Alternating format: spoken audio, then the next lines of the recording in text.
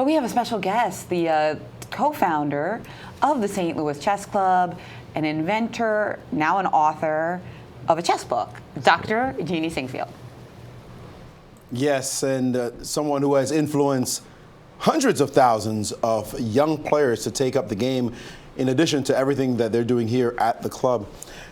Jeanne, welcome to the show. Oh, thank you. It's always a great time of year, isn't it? August in St. Louis. Nice and warm, beautiful outside. Well, but there's some hot stuff going on inside as well. Oh. There's a chess tournament. Yeah. Oh, I'm sorry. Yeah, we're here for this.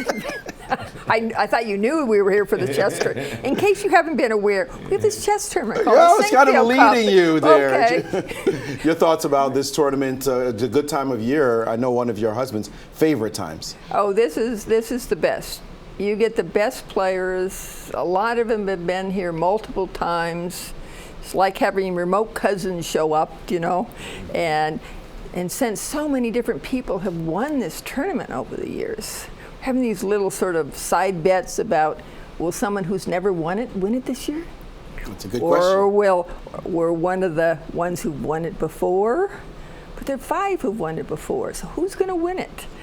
It's just going to be a really, really interesting. Then you have the side bets, you know, like if you put the top 2 players against the rest of the field, who would you pick? It's a lot of intriguing possibilities. Well, think about it. Are you out there who are watching this, like, everybody has their winner, but you know, it's like, who do you really think might win? Who's your favorite?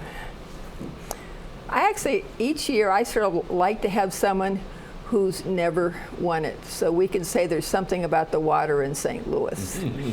So what are we thinking? Ding Loren this year, maybe? Ding, Anand. You'd like an Anand to win, sure. Yeah, he's my sweet, you know.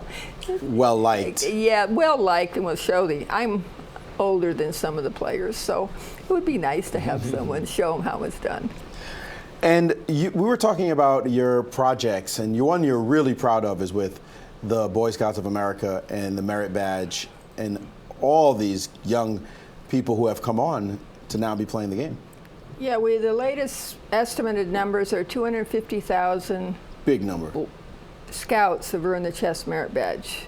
And what was fun is in January when we did, or actually February, when we did the Karen's Cup, the highest rated tournament for women, and our own commentator, Jennifer, taught the Chess Merit Badge to the first girls who had started a troop on the Boy Scouts. So, and she had lots of fun teaching them the Chess Merit Badge. Maybe she learned something about the history from the badge, you know? You talked about how important it was to be helping young people from the ground up and not just the elite as you do here. I mean, you do it all here, but we see the elite here at the Sinquefield Cup, that it's important that we get those big numbers at the bottom. Well, if you look, in every other sport, you have Little League, you know, and Pony League, and you want to find your future players, and you want to grow your audience.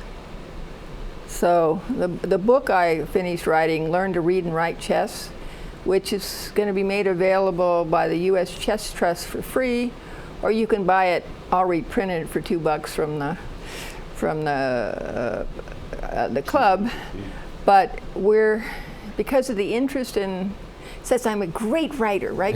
I can dumb down anything, right? It's my expertise is write something complicated really simple. I now have people who have, they haven't done it yet, but they've agreed to translate it into languages like the obvious one, French, Spanish, Russian, Hindu, Tagalog, Uzbekistan, Armenian, Farsi, Turkish, Dutch. It doesn't mean it's all going to happen, but it's pretty short, and if we can get players around the world to learn to read and write without coaches maybe, or the coach uses this as homework so that more kids become literate, then when you're taught, well, look over there, see how it says over there on the screen? 1, C4, E5. You want to teach everybody in the world to be literate. I want it to be literate, and then it'll expand your audience, the players will get better, they can use books, It'll be perfect. I know that you and Rex are extremely competitive. As it is, Yeah. and now you usually brag about him getting the high end, you getting the low end. Is this a real argument that goes on? I want to know. Does it go on in the house, not just on the chessboard as well? Well, I just focus on my audience is a different audience, you know. But is it off the board too? Like not having to do with chess? Are you guys always joking with each other and trying to outdo each other? It's just that he has other things, like I'm doing Invention Scouts, sort of a pilot program for the Boy Scouts, and I'm making Missouri a Mecca for musical composition. He's doing the Show Me Institute and educational reform, and it's like we find our stuff. So if he's doing stuff, I got to do stuff. Come on, it's fair, right? Don't you want to do fun things, right? You guys are doing more than fun things, helping to change the city and the world. Thank you very much for all that you do.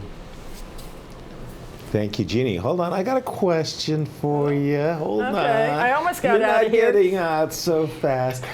Speak a little bit about the upcoming Cairns Cup, and are dates? Have dates been made? Have people been invited? We're talking about March for when the candidates are going. Okay. Because there aren't going to be a lot of tournaments for people to go to. We thought that would be a good month. It's spring in St. Louis, so it will be a really nice place to come. But nothing finalized yet. No, but that's the idea. I think March would be a really nice time to be in St. Louis, and people sort of are getting used to coming here, right?